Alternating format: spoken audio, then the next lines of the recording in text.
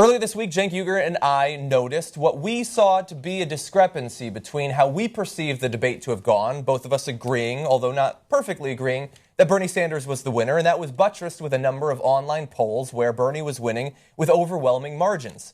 And then you look at the mainstream news sites, the headlines, the newspaper headlines, all saying that Hillary Clinton had won. She'd leaned in a clean sweep, even on sites where they actually had the polls right next to it showing that she had not won. And we thought that there was some sort of weird cover-up or that they were projecting their mainstream preferences onto the people.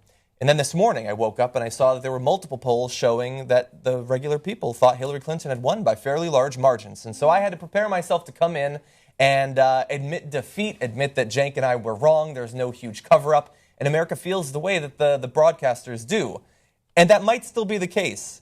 But JR looked into the methods of some of these polls. I looked into a couple more, and I'm not sure that that's actually what's going on. So we're going to look at some of these polls. First of all, if we can bring up this graphic showing you NBC poll, Huffington Post poll, and a Gravis media. It's an independent marketing company. And you see their fairly large preference for Hillary Clinton. You know, it's something like it's 23 points in NBC. You've got 23 points in HuffPost and similar in the Gravis.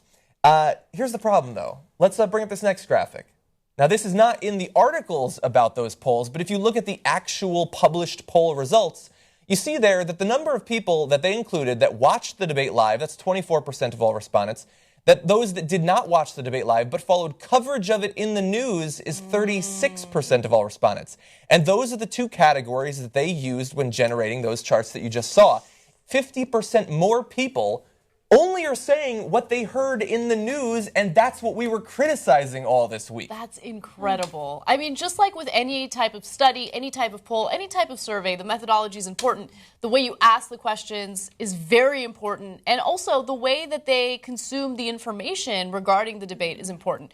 So if you're just relying on what the press is reporting about the debates, obviously you're going to get a very skewed representation of what actually occurred during the debates. And so it's going to have a huge sway over the way people respond in these polls. Agree, totally. Also, their polling, aside from their polling method, we're also talking about very subjective ways of finding these people. I think one of them is 500 Democratic primary voters. Well, of course they're going to vote. Who the hell thinks they're not going to vote? Find me somebody coming out of a McDonald's. I mean, give me 500 of those people. This is just very subjective. I think Frank Lutz must have been behind some of these polls, right? Something fishy with these. I think the bottom line, though, with Hillary, she's not trustworthy. I want some questions regarding how trustworthy she is, aside from, does she debate well? I say when she walks into the debate hall, someone should have left a couple of, bills on the floor near the podium. See if she picks them up, puts them in her pocket, huh? There you go. Test her that way. Does she give the money back or does she not? It depends on if they were Qatari. What kind of money are we talking about here being left for her? Yeah. So I want to talk about the other two because I don't want you to think that we're just criticizing the NBC poll. So I looked into the Huffington Post YouGov poll. They included people, they didn't have the exact same breakdown. They didn't ask people if they had just gotten their info from the news, but they included people who said they had only watched clips or highlights, which could literally mean that they saw highlights on CNN or on Fox News. And again, in that case, the number of people who were in that category outnumbered those included who had actually watched the debates. Gravis Marketing doesn't actually release the actual raw data or the methodology of their poll. But in all of the descriptions of it and all the research on their website that I looked into, they gave no indication that they'd even asked people if they had watched the debates. And I just think it's incredibly questionable because if you're going to flood the internet and cable news with declarations that Hillary Clinton won big time, and then the next day you start asking people, who do you think won? Oh, you didn't actually watch it? You just went on Huffington Post and you just went on CNN? And then they say Hillary?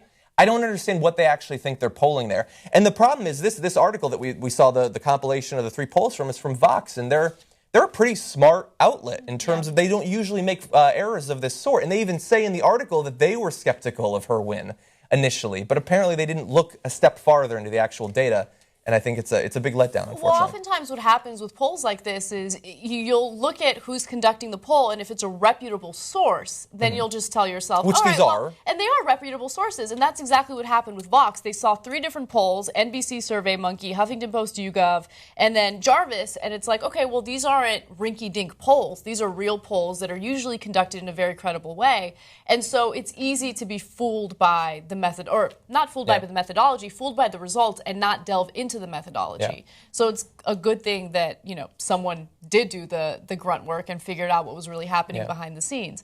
But one other comment I want to make about this is it's no surprise that a lot of millennials, a lot of young voters are disillusioned by the election process to begin with. And a lot of them will have like conspiratorial answers when you ask them why they're not politically active. And a lot of them feel like the elections are rigged, my vote doesn't really matter, I can't make a difference. And part of the reason why is because you're not only against the establishment, you're against the propaganda machine that exists out there. And it's really difficult to fight against that. You have a candidate in the Democratic Party that's finally starting to get a lot of really positive attention among young voters and those who have been disillusioned by politics. And it's unfortunate that the media is fighting back and pushing back against that so aggressively. Yeah. I agree. The media is definitely a perverted source in this country for a lot of people. And I know being a part of this media, we almost want to be a voice that bucks against that. But there's something really perverse about that establishment that just, looking at these polls for me, it seemed like almost an agenda for Hillary Clinton. Yeah. And I hate that. It's just, it discredits anything that they could say if there's the slightest hint of an agenda, which there was for me looking at this. Yeah, 2 additional caveats that I have to point out. One, while I was able to look into the methods of the poll, they didn't release the actual raw data that I could run some statistical analyses on.